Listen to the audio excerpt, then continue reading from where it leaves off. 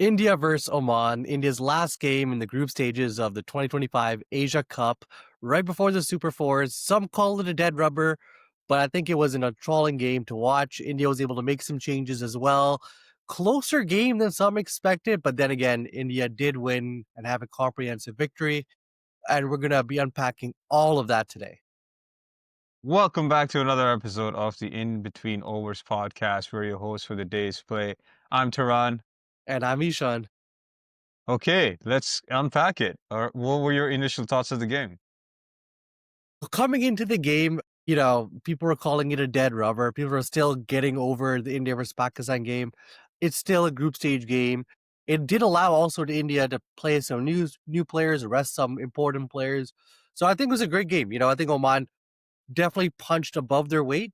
And I think everyone was giving them the flowers that they did deserve. They had an incredible batting performance, but India is just way too strong for, I think, all of these teams. And we definitely saw that on display again yesterday when they played Oman.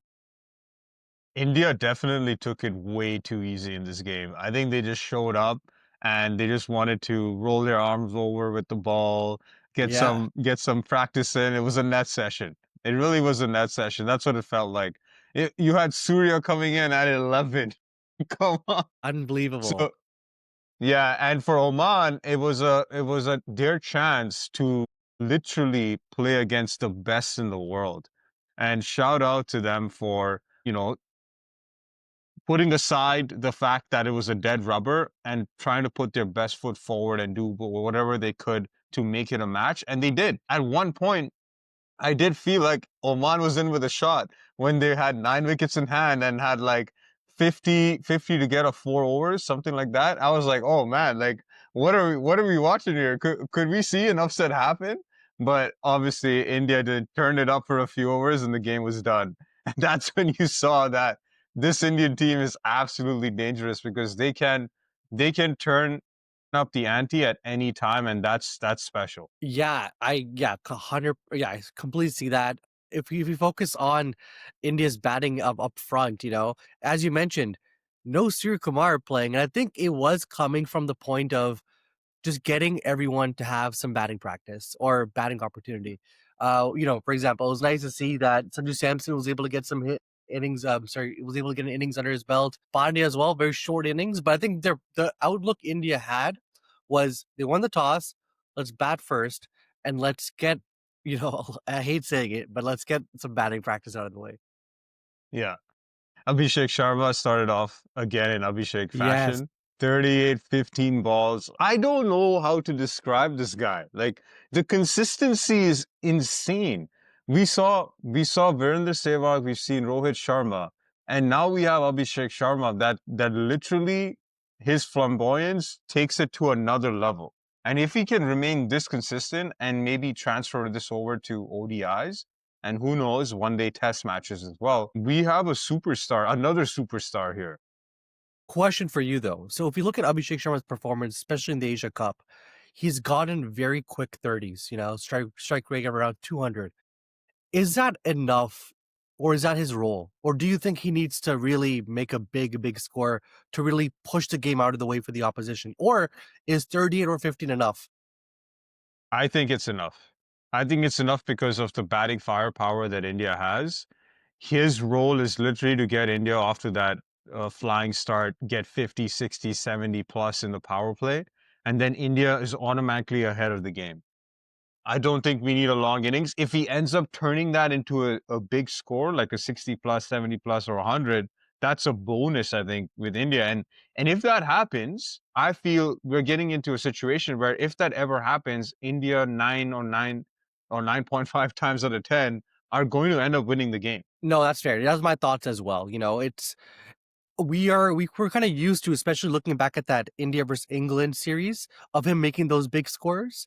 But obviously Asia Cup, it's a tournament, things are different. I think it was his first time playing against Pakistan as well as Oman. I think a lot of these teams first opportunity, and he's still very young as well. So yeah, definitely giving us that Rohit Sharma-esque presence in the power play, which is India's sort of template for the last few years. Shubman Gill also, not the best start. Had a I'm saying not having the biggest impact this Asia Cup, especially in comparison to the test series we just had. Hopefully he turns a corner in the next game, but he got a rip rubber delivery last match against Oman. Beautiful ball. Shah Faisal is the guy. What a ball that was. And I think Wasim Akram came on comms later and he was like, that was an amazing ball. To get praise from Wasim Akram, I mean, I'm gonna find that clip and just save it for the rest of my life. Pass it on to my kids, my grandkids. That is amazing. What a ball it was. And to your point about Gill, I think he will show up in the big games. It is a different format, and he got a ripper. So you got to give him that. He didn't get himself out. The bowler got him out. So it's all good when that happens, I feel. I want to Yeah, talk yeah. about another. Go ahead. No, no. Who do you want to talk about? Let's hear this. So India obviously shuffled the batting order, and they wanted to Yes. give batters practice. So we had Sanju Samson come in at one down, and I think he cemented his spot in the team. He put on a 50, not the most swashbuckling 50. We did see some extravagant shots, the classic Sanju pulls and cuts, but sort of like a consolidation style 50, which I think was needed because it felt like it felt like if he wasn't there, this score may not have gotten to 180. No, no, no. Especially with the way the wickets were tumbling. Obviously Gill got out, and then some may consider Pandya's wicket as a freak accident. That's always a Hmm. risk getting stranded at the non-strikers Not end. the bowler. Not the bowler, right? So it is, yeah, it is what it is. But to your point, no, you kind of needed that consolidation innings from him and played extremely well. I think also playing with Akshar Patel, Akshar was able to raise the ante a little bit, and Sanju was able to um, offer that reliability on the other end. So you kind of needed that, especially in between the 6th and 10th over. So no, I definitely think that it was a very important innings to get above the score that I think Oman would have changed. And I think anything above 160 would have given them that scoreboard pressure, and I think that's what India wanted to do. I think to your point, it wasn't a game that they wanted to score as much as they wanted to, because if they did, then you would have seen Surya Kumar Yadav come in. It was a game to sort of get the reps in, but also have a competitive score to make sure the team is out of the game. So I think they did accomplish that. And to your point, Sanju Samson's innings was very, very instrumental to that. Getting the reps in is definitely the right phrase for this match for sure. Anything to talk about with Oman's bowling? I thought, obviously, we talked about Shea Faisal with his couple wickets there, and that other bowler, Jitin Ramanandi, he's the one that got 2 wickets, and then he got two freak runouts, which is rare to Ye- see two happen in the first game. I thought they did a decent job not allowing India to run away with the match. Yes, yes, and you kind of saw that with the way that wickets were tumbling. A lot of you knew India was going to play, shots. So yeah, they were able to bowl extremely well, and even in the death as well. I think the last 2 overs, I don't think the strike rate, the over rate went above 8 in the last 2 overs. I think they kept it very tight. So no, I think there is some there's definitely some positives in the way Oman was bowling for sure. Yeah, at one stage it looked like India were going to score 200 plus. I think they were Yeah, 112 or something in 11 overs. So yeah, Akshar Patel got out in the 12th over. India were scoring at 10. So they could have easily scored 200, 220, but they kept them under 200, which I think is a win for a country like Oman. exactly that. And then, obviously, innings break, India scored 188. I definitely think they were comfortable with that. Then comes India's bowling. And you think India had a batters. India has 8 bowlers to choose from. What are your thoughts on India's bowling performance? So obviously, again, reps, trying to get reps in for the bowlers. I thought Harshit Rana was all over the place. I thought Arshdeep Singh seemed like, again, he was just trying to get his rhythm coming together. That's what it felt like for the entire bowling, all the bowlers, except for maybe Kuljeep. He did get taken away to the cleaners by I think it was Hamad Mirza, where he hit him for a couple sixes, which was actually like brave of him, and he really played well. And you could see Kuldeep's reaction too. He's like, "Oh shit!" He's actually I don't know if he picked him. I don't know if he picked him, but he was able to meet the middle of the bat, which is rare to see against Kuldeep. Otherwise, I thought India's bowling performance was average. I think they just wanted to test different bowlers, and just maybe get the reps in, bowl the 20 overs rather than try to get wickets. It didn't feel like they were trying to get wickets. I don't know. That's just my opinion. Yeah, no, it definitely did, and I do know that this was a different pitch than the Dubai pitch. I think they played in Abu Dhabi for this Yeah. one. So, the wicket as well, I don't think it was as spinner friendly as Dubai was. So, obviously less turn and less stuff for the bowlers. But, Akshar Patel bowled really well, only 1 over 4 runs. So, you can kinda tell with that, 1 over 4 runs that India knew how they were from a bowling and game perspective. It wasn't a game they were chasing to win. They knew eventually the score was too big for them. So yeah, more just reps than anything else. And having 8 bowlers, to your point, like a lot of teams don't have 6 bowlers, and he has 8 bowlers to potentially choose from. And they've also, played some players who haven't played this entire tournament as well, as we saw with Arshdeep Singh and Harshit Rana. So it just shows their depth and flexibility. But to your point, it was a little risky at the end, especially, when we saw, that Oman just needed perhaps, I think at one point it was like 10, 50. It 11 was like crore. Yeah. 50. Yeah, Yeah, yeah, yeah, yeah. yeah. So, at that point it was a little risky, but then, a couple wickets fell and then, unfortunately just too big of a score to chase at the end of it. Shout out to Amir Kaleem and Hamad Mirza. Yes. They're going to remember this for life, just like we talked about that wicket of Shubman Gill. These are memories for these players. They're probably never going to get this opportunity again to play a top level side. We all know with the non top level teams, top level countries, these opportunities to play against top level sides don't come that often. To be able to score a 50, to make to put on a performance is a big thing for them. And you could see it when Amir Kaleem got his 50. Yes. He celebrated like he scored a century. No, He no, as celebrated they like it should. was his first century ever. No, no, as they should, and I agree, as they Yeah, should. These players obviously, looking at some of their backgrounds, we know that they probably come from Pakistan, India, Sri Lanka, Bangladesh. Bangladesh, yeah. They're working in these countries. So obviously, it's not a job that's going to provide for them. It's more of their strictly their passion, Passion. and they found that opportunity that they never had in their home countries. So getting that opportunity, also, let's be real. I know we know they're working as well. So maintaining your fitness, getting ready for a big tournament, and then playing against these $1 million players in the IPL, it's top tier in the world, and scoring and getting wickets. It's a story, and you have to give them the flowers because they played extremely well. To your point, take it on Kuldeep, take it on Aksar, take it on whoever, they were able to live their dream, and to get a commendable score of 50s each is really, really great. And to your point, it's not something they should forget. They should cherish it. And they played extremely well, let's be real. So now the tournament truly begins. It is the Super Fours.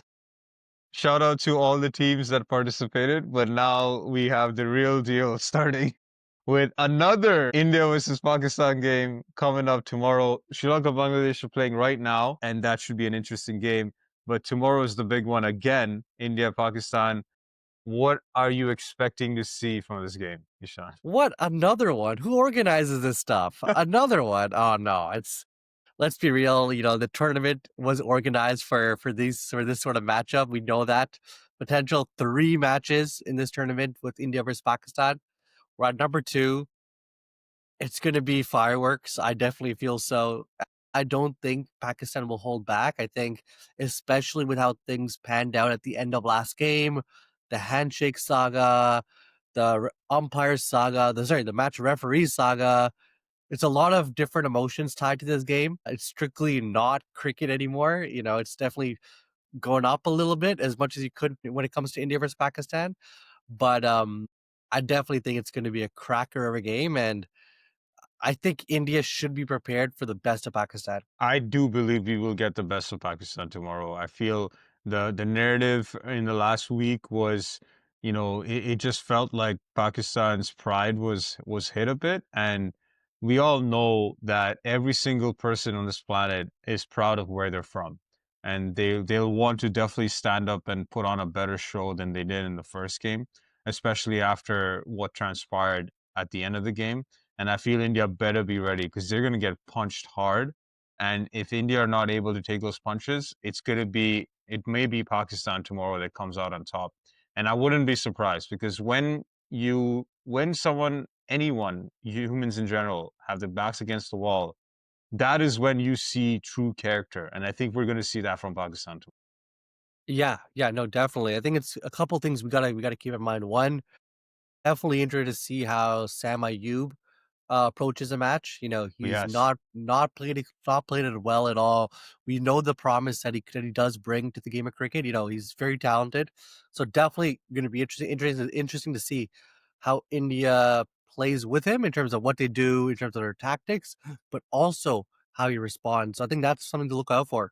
And second, I don't think that India may go with their same lineup. I think, Gautam Gambhir is very I was flexible going with to that. ask you that. Yeah, he could make changes. Little food for thought, and I want to hear perspective. Again, it could just be part of the whole hyping up the fixture.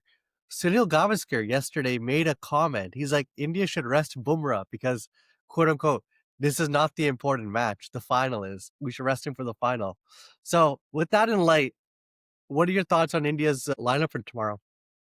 Absolutely not. Bumrah should play this game. I don't know what Sunil Gavaskar is smoking, but like he got his rest not playing against Oman. So he should absolutely play this game. It's four overs. You need him. I think Varun and Bumrah both slot back in. I Yeah. don't see anybody else that made a performance that would deem them keeping their spot from the two that came in and from the ones that were already in the team. I don't see any of them that played badly where they should be left out. So I think we're going to have the same team that played against Pakistan.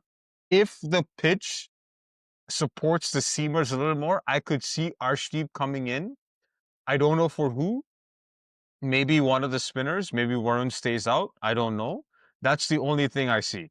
Otherwise, I could see the same lineup again because Shivam Dubey hasn't been that bad. I mean, you could get two overs, maybe 3 overs of seam from him, and a quick 1 over here or there from Abhishek or someone. I think you'll be fine. So I feel it's going to be the same lineup as the previous Yes. Pakistan game. Yeah. No. To your point, Sri Kumar's preference on picking bowlers. He's very smart with it. We saw he snuck in an over with Abhishek last game versus Pakistan, so was able to get those overs when needed by his part-time bowlers. And to your point, I don't think any changes as well. I think, changes in comparison to what the team was during the Pakistan game.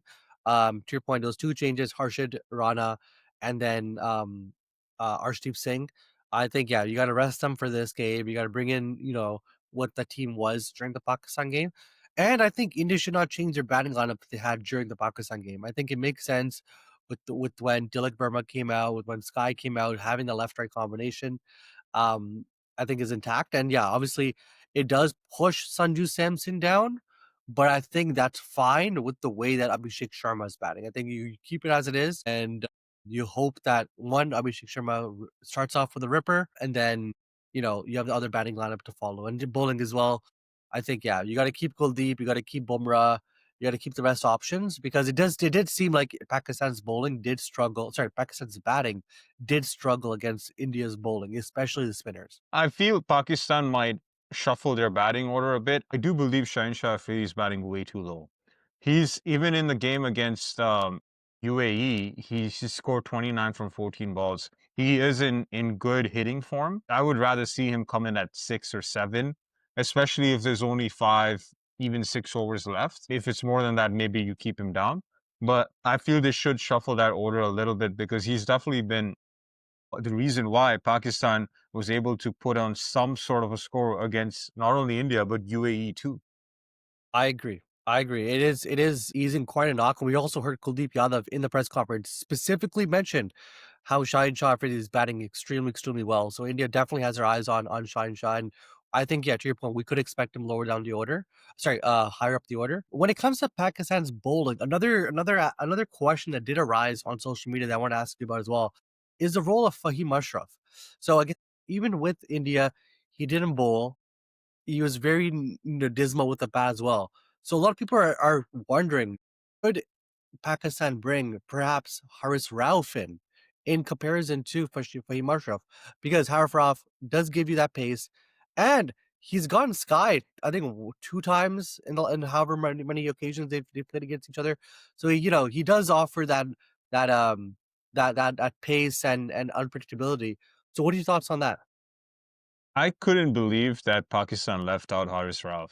I didn't realize it was in the team. I was like, wait, you're not playing Haris Rauf, especially against certain matchups, because Sky Yes.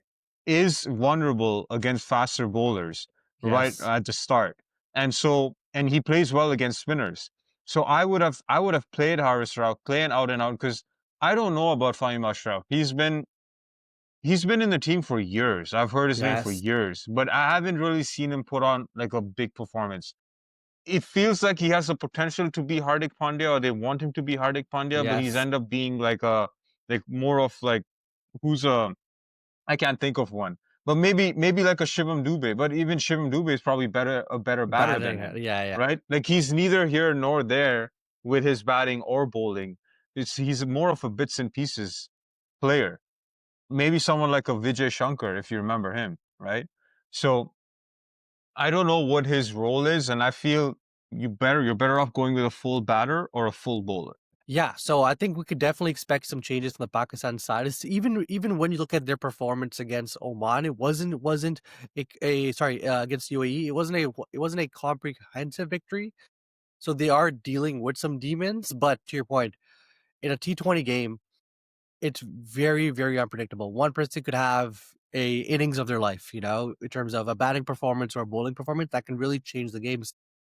Pakistan really needs to one look at who can be that match winner because if you look at both teams comprehensively, India does have the edge, but in T20 cricket, you kind of need those one or two match winners who can sometimes bring the game all the way to the end. Awesome. Good place to wrap it up. We can't wait to bring you the review for the India Pakistan game, another one, and we may get a third one depending on how Pakistan plays. We have a feeling India's going to make the finals here, barring a shock upset, which can always happen. You never know with cricket. But we can't wait to bring that to you. Until then, that stumps, and don't forget to like and subscribe.